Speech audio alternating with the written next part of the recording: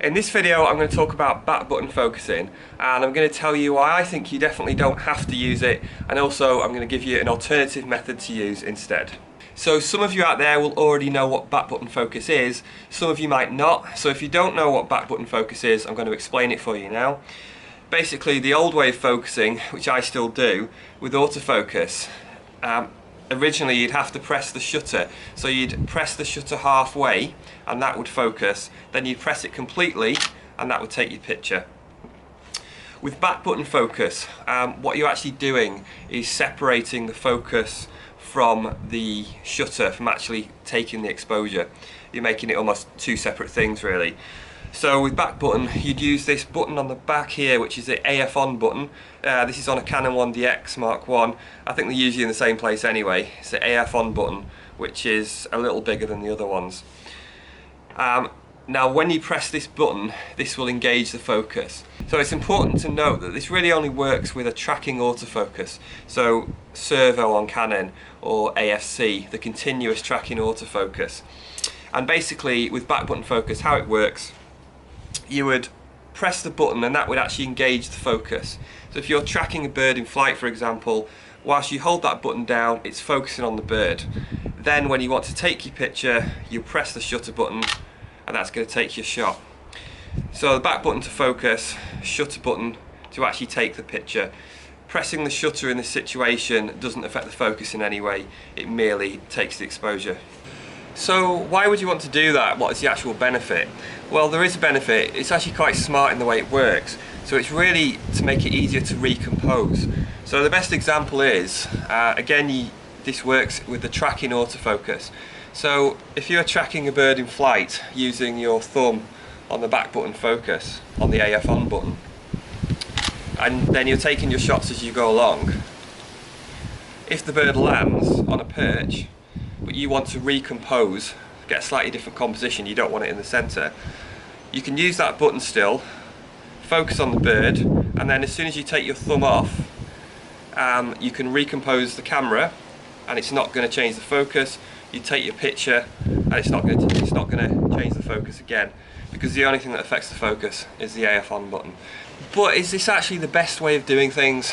A lot of people really like back button focus, and if you use back button focus and it works, then absolutely fine, keep using that. Myself, I tried it for a little bit, I just didn't get on with it. So here's why I don't like back button focus. The first reason is simply the positioning. So on a big camera like this, on the Canon 1DX,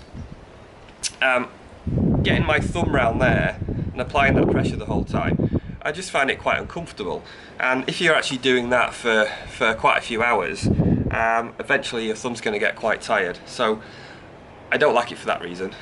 Secondly, I just think it's more intuitive just to use the shutter button, and simpler, because you're just literally using one finger which is already in that position.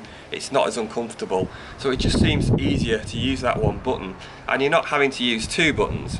It seems to me simpler to use one button rather than two buttons. And I think there's also maybe a slight reaction time issue with it, in that if you're working two buttons, I just think it's going to take that fraction of a second longer, because you're engaging one button and then another.